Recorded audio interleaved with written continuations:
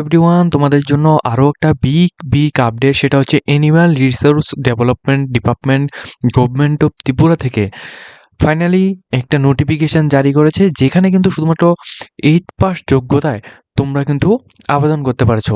শুধুমাত্র 8 পাস যোগ্যতা যদি তোমাদের থাকে, প্লাস তার সাথে কিছু এডিশনাল কিছু ডকুমেন্টস থাকলেই তোমরা কিন্তু এই চাকরিটা পাচ্ছ। এখানে সম্পূর্ণ ডিটেলস আমি স্টেপ বাই স্টেপ এই ভিডিওতে বলে রাখছি। যারা যারা আমাদের চ্যানেলের মধ্যে নতুন দর্শক রয়েছে, অবশ্যই আমাদের এই জব সার্টিফিকেট অনলাইন চ্যানেলটিকে তোমরা সাবস্ক্রাইব করে নেবে, যাতে করে প্রত্যেকটা ইনফরমেশনগুলো তোমরা আমাদের এই প্ল্যাটফর্মের মধ্যে পেয়ে যাও। তোমরা প্রত্যেকেই জানো আমরা কিন্তু ডিএলএড কোর্স বা বিএড কোর্সের কিন্তু এবং জিএনএম নার্সিং কোর্সের কিন্তু আমরা এখানে অ্যাডমিশন করে থাকি। যে সমস্ত ক্যান্ডিডেটরা এই বছর অর্থাৎ 2026-28 সেশনের জন্য ডিএলএড কোর্স বা বিএড কোর্স তোমরা করতে চাও কম খরচের মধ্যে, তোমরা কিন্তু সম্পূর্ণ রকম আমাদের থ্রুতে তোমরা এখানে কোর্স কমপ্লিট করতে পারবে। ঠিক আছে, একেবারে কম খরচে প্লাস পুরো গাইডলাইন্স অ্যাকর্ডিং পুরো সাপোর্টের থ্রুতে কিন্তু তোমরা আমাদের সাথে কাজ করতে পারবে। তো অবশ্যই যারা এখানে অ্যাডমিশন নিতে চাও আমাদের সাথে কন্ট্যাক্ট করবে। তো সম্পূর্ণ নোটিফিকেশনটা তোমাদের এখানে বুঝিয়ে দিচ্ছি। দেখো, animal research development department government of Tripura Agartala থেকে নোটিফিকেশনটা দিয়েছে, যেখানে তোমাদের সম্পূর্ণ কম ওয়ালক-ইন ইন্টারভিউর মাধ্যমে এখানে নিয়োগটা হবে। সম্পূর্ণ ওয়ালক-ইন ইন্টারভিউর মাধ্যমে এখানে নিয়োগটা হবে। এই পোস্টটা হচ্ছে ড্রাইভার পোস্ট। ঠিক আছে, ড্রাইভার পোস্টে নিয়োগটা করা হবে। এখানে যে পোস্টের যে এখানে তোমাদের ইন্টারভিউ ডেটটা অর্থাৎ ওয়ালক-ইন ইন্টারভিউ ডেটটা সেটা হচ্ছে 20 ফেব্রুয়ারি 2026 এই তারিখে সকাল 11টা থেকে 2টা PM পর্যন্ত। ঠিক আছে, তোমাদের অ্যাপ্লিকেশান কিভাবে করতে হবে আমি তোমাদের A to Z গাইড তোমাদের করে দেবো। অবশ্যই পুরো ভিডিওটা তোমরা দেখবে। ঠিক আছে, এখানে দেখো, যারা যারা এখানে আবেদন করতে চাও তোমাদের মাস্ট বি কোয়ালিফিকেশানটা 8 পাস আউট লাগবে। অনলি ফর 8 পাস আউট তোমাদের এখানে কোয়ালিফাইড ক্যান্ডিডেট হতে হবে। যদি তুমি এখানে মাধ্যমিক পাস আউট হও সেই ক্ষেত্রেও তুমি আবেদন করতে পারবে, উচ্চ মাধ্যমিক হলেও আবেদন করতে পারবে। এরপর মেইনলি হচ্ছে মাস্ট বি তোমাদের ড্রাইভিং লাইসেন্স থাকতে হবে। যদি তোমাদের ড্রাইভিং লাইসেন্স না থাকে সেই ক্ষেত্রে কিন্তু তোমাদের এখানে কোয়ালিফাইড বা তোমাদের এখানে নেক্সট স্টেপের মধ্যে তোমাদের যাওয়ার জন্য দেবে না। ঠিক আছে, তো অবশ্যই তোমাদের ড্রাইভিং লাইসেন্স লাগবে। আর লাস্ট যেটা মোস্ট ইম্পর্টেন্ট সেটা হচ্ছে পিআরটিসি অর্থাৎ পার্মানেন্ট রেসিডেন্ট অফ ত্রিপুরার সার্টিফিকেট তোমাদের এখানে লাগবে। ঠিক আছে, তো দেখো এরপরে তোমাদের এখানে যে স্যালারিটা এখানে 12,000 টাকা পার মান্থ তুমি এখানে ফিক্স স্যালারি পাচ্ছ। ঠিক আছে, তো এখানে সম্পূর্ণ ডিটেলসটা এখানে বলা হচ্ছে। যারা যারা এই পোস্টের জন্য তোমরা আবেদন করতে চাও তোমাদের জন্য একটা বিগ অপরচুনিটি, যে এই এত কম কোয়ালিফিকেশান দিয়ে কিন্তু তোমরা এখানে আবেদন করতে পারছো। মাস্ট বি এখন কিন্তু ড্রাইভিং লাইসেন্স কিন্তু প্রত্যেকেরই কিন্তু এখানে রয়েছে। অবশ্যই তোমরা আবেদন করতে পারো। এবং দেখো এজ লিমিট 20 থেকে 40 ইয়ার্স পর্যন্ত তোমাদের এজ লিমিট বলা হচ্ছে, এবং 5 ইয়ার্সের রিল্যাক্সেশন পাবে যারা যারা ST SC ক্যান্ডিডেট রয়েছে। অর্থাৎ তোমরা 20 থেকে 45 ইয়ার্স পর্যন্ত ST এবং SC ক্যান্ডিডেটরা আবেদন করতে পারছো। ঠিক আছে, আর ড্রাইভিং লাইসেন্সটা আন্ডার কি বলা হচ্ছে MVU বাইসাইকেল আন্ডারের মধ্যে তোমাদের ত্রিপুরা স্টেটের হতে হবে।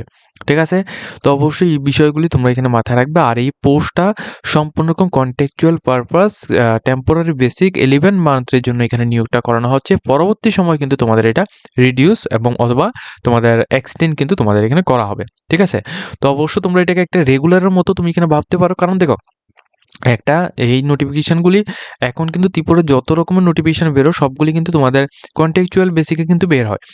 এরপর কি হয়, এরপর এই রিক্রুটমেন্টগুলিকে কিন্তু তোমাদের রিনিউয়াল করা হয়। ঠিক আছে, এক্সটেন্ড করা হয়। তো সেই জন্য তোমাদের বলছি যে রেগুলার থাকবে না, অর্থাৎ তোমাদের একটা কন্ট্যাক্ট বেসিকের মতো তোমাদের এখানে থাকছে, তোমরা আবেদন করতে পারো।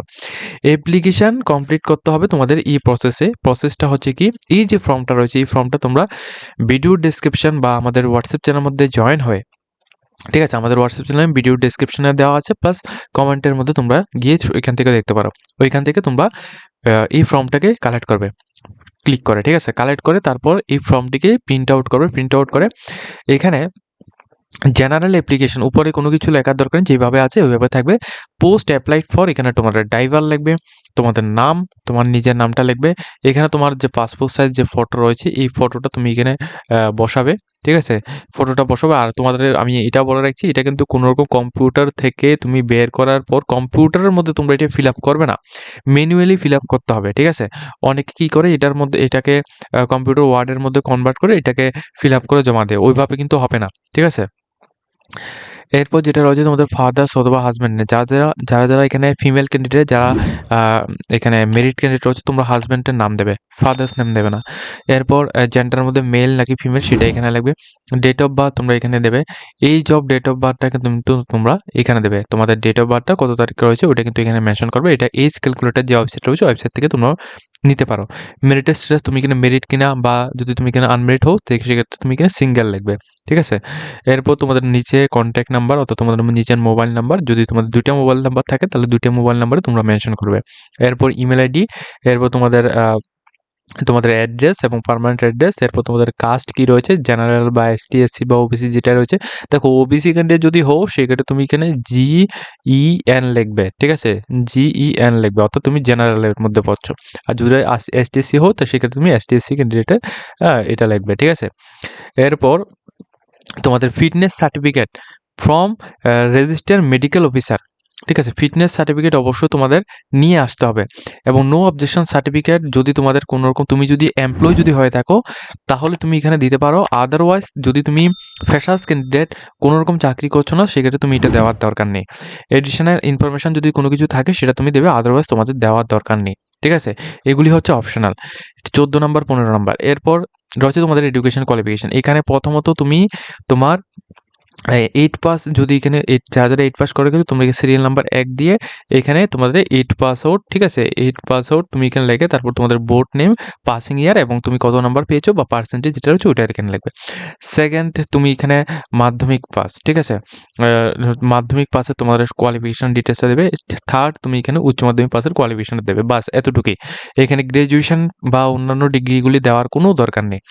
এক্সপিরিয়েন্স, যদি তুমি মনে করো অন্য কোনো জায়গা থেকে তুমি ড্রাইভিংয়ের কোনো এক্সপিরিয়েন্স রয়েছে বা অন্য কোনো বিভিন্ন জায়গায়, অনেকে অ্যাম্বুলেন্সের ড্রাইভার হিসেবে এখানে অন্যান্য বিভিন্ন জায়গায় কাজ করে থাকে, প্লাস আরও বিভিন্ন জায়গায় কিন্তু অনেক স্টুডেন্ট এখানে কাজ করে থাকে। তো যাদের এক্সপিরিয়েন্স রয়েছে তোমরা এক্সপিরিয়েন্সগুলি মেনশন করবে, আর যাদের এক্সপিরিয়েন্স নেই তোমরা এটাকে ছেড়ে দেবে, তোমরা এটাকে ফিল আপ করার কোনো দরকার নেই, ঠিক আছে। এই 4টি কলম তোমরা ফিল আপ করার কোনো দরকার নেই। হবিস অ্যান্ড ইন্টারেস্ট, তোমার যেই জিনিসটা তোমার ইচ্ছা, অর্থাৎ ভবিষ্যতে যে জিনিসটা ইচ্ছা ওইটা তুমি এখানে লিখবে, যে তোমার হবিস অর্থাৎ ইচ্ছে কী রয়েছে ওইটা তুমি এখানে মেনশন করবে, ঠিক আছে। এরপর আদার্স এডুকেশন, আদার্স ডিটেলসের মধ্যে এখানে তুমি অ্যাবাভের মধ্যে এখানে একটা রাইট দেবে।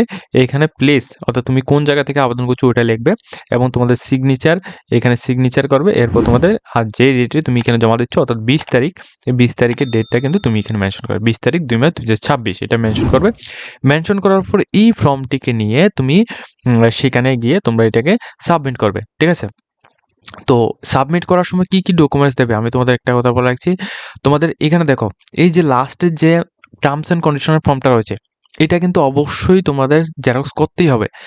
জেরক্স করে নিচে কিন্তু তোমাদের এখানে দেখো আই হিয়ার বাই ডিক্লেয়ার, এখানে একটা ক্লিক করে তারপর তুমি এখানে সিগনেচার করতে হবে। এই টোটাল এই 3টা ফর্মকে কিন্তু তোমাদের জমা করতে হবে। এই 3টা ফর্ম জমা করবে, এর সাথে তোমাদের কি ডকুমেন্টস লাগবে আমি তোমাদের বুঝিয়ে দিচ্ছি। দেখো এর সাথে তোমাদের ডকুমেন্টস লাগবে, প্রথমত হচ্ছে তোমাদের আধার কার্ড, ঠিক আছে, আধার কার্ড তোমাদের এখানে প্রথমত লাগবে। সেকেন্ড লাগবে তোমাদের পিআরটিসি, ঠিক আছে, পিআরটিসি তোমাদের প্রত্যেকে দেবে। এরপর তোমাদের লাগবে হচ্ছে 10th TH, যাদের 10th TH পাস আউটের মার্কশিট রয়েছে তোমরা মার্কশিট দেবে। আদারওয়াইজ যাদের এখানে 8 পাস আউট 5 6 7 8 পাস আউটের যাদের মার্কশিট রয়েছে তোমরা মার্কশিট দেবে। এর সাথে অবশ্য তোমাদের যারা 8 পাস আউট করে গেছে তোমাদের এডমিট যদি না থাকে তোমরা বার্থ সার্টিফিকেট দিতে হবে, ঠিক আছে, তোমাদের বার্থ সার্টিফিকেট দিতে হবে। আর যারা মাধ্যমিক পাস আউট রয়েছে তোমাদের মাধ্যমিকের যে এডমিটটা রয়েছে ওটা দিলে হবে, তোমাদের বার্থ সার্টিফিকেট লাগবে না। এরপর তোমাদের যারা এসটি, ঠিক আছে, এসটি অথবা এখানে এসসি ক্যান্ডিডেট রয়েছে তোমাদের কিন্তু অবশ্যই এসটি এসসি সার্টিফিকেটটা তোমরা এখানে মেনশন করবে, ঠিক আছে। এই ডিটেলসগুলো দেবে আর ফটো তোমরা নিয়ে যাবে, ঠিক আছে। শুধুমাত্র এই কয়েকটা ডকুমেন্টস লাগবে এবং এই ফর্মটাকে নিয়ে তোমরা ARDD অফিসের মধ্যে সেখানে ওই যে 20 তারিখ ফেব্রুয়ারি 2026 যে ডেটটা রয়েছে এই ডেটে তোমরা এখানে সাবমিট করবে। সকাল 11টা AM থেকে 2টা PM এর মধ্যে তোমাদের টাইম ডিউরেশন দেওয়া হচ্ছে, ঠিক আছে। অ্যাড্রেসটা কোথায় হয়েছে এখানে দেখো, conference hall, directories of ARD PN complex, Gurkhabasti, Agartala, এই জায়গায় কিন্তু তোমাদের এটাকে জমা করতে হবে। কত তারিখ? 20 তারিখ ফেব্রুয়ারি 2026 এই তারিখে, ঠিক আছে। বোঝা গেল? তোমাদের আমি পুরো ডিটেলসটা একেবারে হাতে ধরে তোমাদের এখানে বুঝিয়ে দিলাম। যদি তোমাদের কোনো কিছু কনফিউশন থাকে অবশ্যই তোমরা আমাদের কমেন্ট সেকশনের মধ্যে কমেন্ট করো, আমরা তোমাদের রিপ্লাই দিয়ে দেবো।